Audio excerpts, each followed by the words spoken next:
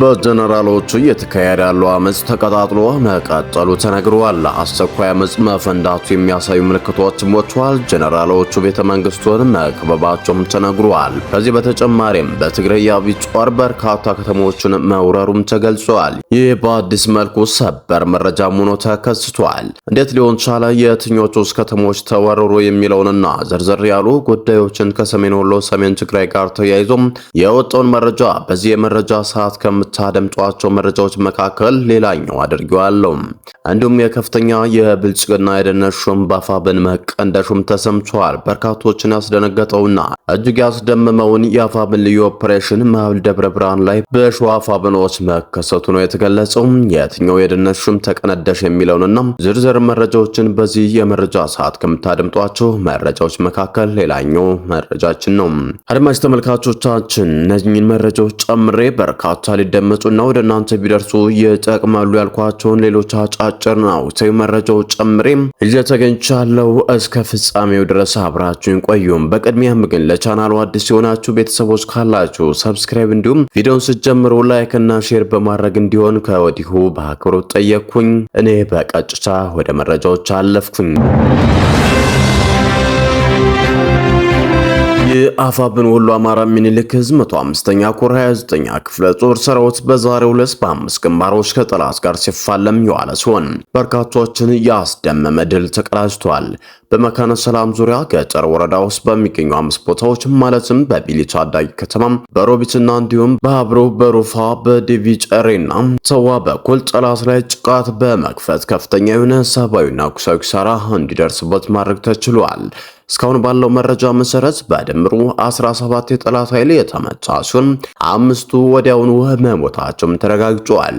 ከዚህ በተጨማሪም ከዚህ አስደማሚ ወሳኝ መረጃ እንዲሁም ልዩ ኦፕሬሽን በደብረ ብርሃን መውጫ ላይ እንዲሁም ከፍተኛ ሹሞን የደህንነት ኃላፊውን መቀንደሹን የአማራ ፋኖ ወሎ አማራ ሚኒሊክ ዕዝ 105ኛ ኮር ገልጿል። እንዲሁም ከዚህ በተጨማሪም አንድ ስናይፐርን በወገን ኃይል ተመቶ ከጥቅም ውጭ መሆኑን የውስጥ ወታደር ምንጮች የገለጹ ሲሆን የሞተውና የቆሰለው የጠላት ኃይል እዚሁ የአውደ ሪፖርት ላይ ከተገለጸው ሊበልጥ እንደሚችል ነው የመረጃ ምንጮቻችን ከስፍራው የጠቆሙት።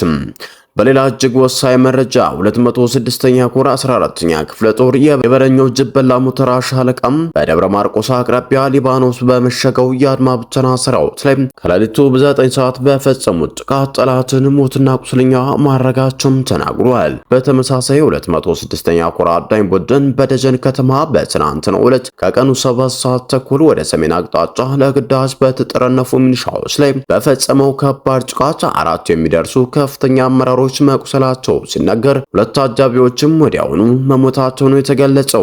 ከዚህ በተጨማሪም አፋብን ሸዋ ጠቅላይ ግዛት አሳምነው ጀብደኞቹ ልዩ ዘመቻ ንስር ሻለቃ በሸዋሮቢት ከተማ ሌሊቱን በጠላት ምሽግ ዘልቀው በመግባት ጠላትን ደምስሰው የተተኳሽና መገናኛ ሬዲዮችን ሲማርኩ በምሽጉ ላይ የነበሩ የጠላት ኃይል ሙሉ በሙሉ ተደምስሷል ተብሏል።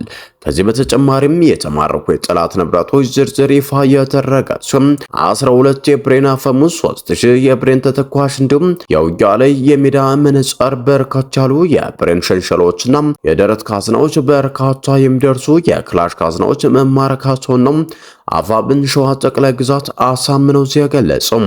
በተመሳሳይም ሌላ ልዩ ኦፕሬሽን የአፋብን ወሎ ቤተ አማራ ሚኒሊክ ዕዝ 106ኛ ኮር 31ኛ ክፍለ ጦር ሰንጠቅ ክፍለ ጦር በዳውንት ወረዳ ታላቅ ድል ፈጽመዋል። በዳውንት ወረዳ የጠላት ሰራዊትን አይቀጡ ቅጣት ሲቀጣ ሲውል የዘውትር የክፋት ባሪው የሆነው በርካታ ንጹሃን ላይ መፈጸሙን ግዳጅ ያደረገው የአገዛዙ ቡድን በታች ዳውንት ምድር እንደ ብላጊ በዚያው ደግሞ ከረፋዱ 12 ሰዓት ጀምሮ እስከ አመሻሽ 11 ሰዓት ተኩል ድረስ የዘለቀ ሲሆን በርካታ የጠላት ሰራዊት እስከ ወዲያኛው ተሸኝቷል ነው የተባለው።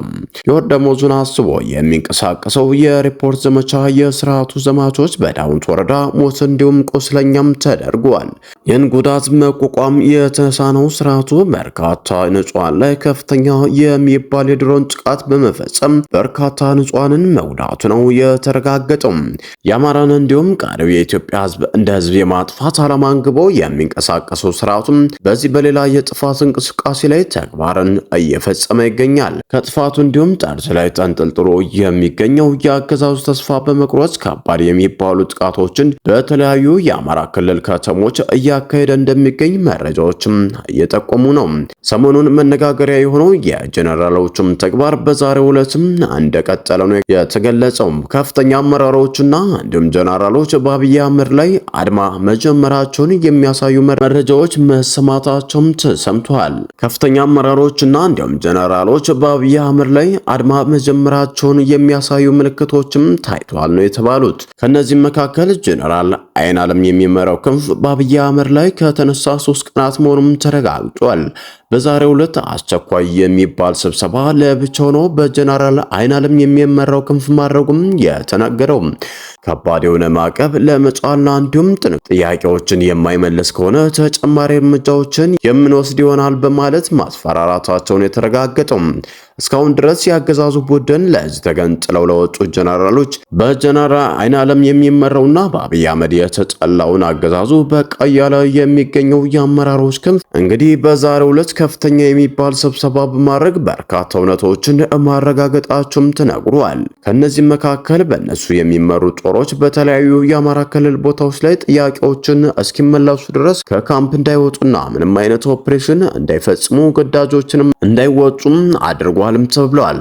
በሌላ ወሳኝ መረጃ በጎንደር ዙሪያ የተለያዩ አካባቢዎች በሀገር መከላከያ ሰራዊት በአድማ ብተና ኃይሎችና በአፋብን ታጣቂዎች መካከል ከባድ ውጊያ መደረጉም ተሰምቷል። የዳግማዊ ቴዎድሮስ 5ኛ ኮር የጥቁር አንበሳ ክፍለ ጦር በወጣው መግለጫ በ5 አቅጣጫ የተሰነዘረበትን ጥቃት መመከቱንም አስታውቋል። ከደጎማ ከማክሰኝትና ከንፍራዝ ወታደራዊ ካምፖች የተንቀሳቀሱት የመንግስት ኃይሎች በአፋብን ይዞታዎች ላይ ድንገተኛ የማጥቃትና እንዲሁም ከፍተኛ የሆነ የማጥቃት ዘመቻዎች ማድረጋቸውም ተረጋግጧል። በደንገል በዳስ ማርያም በአብትወየና በንፍራዝ ግንባሮች ሰፊ ቀጠና የተካሄደ ሲሆን የጥቁር አንበሳ ክፍለ ጦር ዋና ሰብሳቢ አርበኛ ልባርግ ሙላትና ወታደራዊ አዛዡም አርበኛ ሀብቴ ውጊያውን በበላይነት መምራታቸውም ታውቋል። እንደ ክፍለ ጦሩ መግለጫ ከሆነ በተለይም በንፍራዝና በደንገል ግንባሮች የተደረገው ከባድ ትንቅንቅ በመብረቅ ክፍለ ጦር እገዛ ሙሉ በሙሉ ማሸነፍ የቻለ ሲሆን የተሰነዘረበትን ከበባም በመስበር የመንግስት ሰራዊትን ወደ መጣበት እንዲያፈገፍግ ማድረጉ ነው መረጃዎቻችን የጠቆሙት።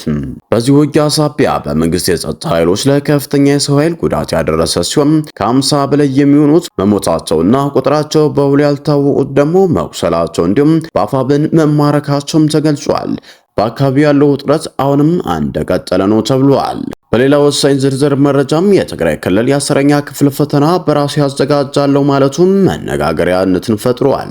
የፌዴራል ትምህርት ሚኒስቴር የፈተናውን ወረቀቶች ባለመላኩ ምክንያት በነ ዶክተር ደብረጽዮን የሚመሩ የትግራይ ትምህርት ቢሮ የራሱን ፈተና አዘጋጅቶ ተማሪዎቹን ሊፈትን መሆኑም ታስታውቋል። ከዚህ በተጨማሪም የ10ኛ ክፍል ፈተናን በራሱ ያደርጋሉ ያለው በርካታ ከተሞች ላይ የድሮን ጥቃትና ወረራ እየፈጸመብኝ ነው በማለት እንደሆነ የዶክተር ደብረጽዮን ሚኒስቴር ገልጿል። በዚህም ምክንያት ክልሉ ሳይፈተኑ ለቀሩ 2975 ተማሪዎች የራሱን ፈተና በአጭር ጊዜ ውስጥ እንደሚያዘጋጅና የራሱን የዩኒቨርሲቲ መግቢያ ነጥብ ወስኖ ተማሪዎችን እንደሚያስገባም ይፋ አድርጓል። የፈተናው ጊዜ ወደፊት እንደሚገለጽ ነው የታወቀው። የትምህርት ሚኒስቴር መረጃ ምንጮች እንደተናገሩት በመጀመሪያ ዙር ለመፈተን ከተመዘገቡት 1/4 ናቸው የተገኙት፣ ቀሪዎች የሉም ብሏል። ማንን ለመፈተን ነው አሁን የምንልከው? ለማንኛውም ጉዳዩን በቀጣይ ሲገለጽ ትሰሙታላችሁ ሲሉም በመግለጫው አስታውሷል። ሰላም ጤና ይስጥልን። የተወደዳችሁና የተከበራችሁ የሚዲያችን ቤተሰቦች ለሰዓቱ የነበሩን መረጃዎች እነዚህን ይመስሉ ነበር። በሌላ መረጃዎች እስከምንገናኝ በያላችሁበት ሰላም ቆዩልን።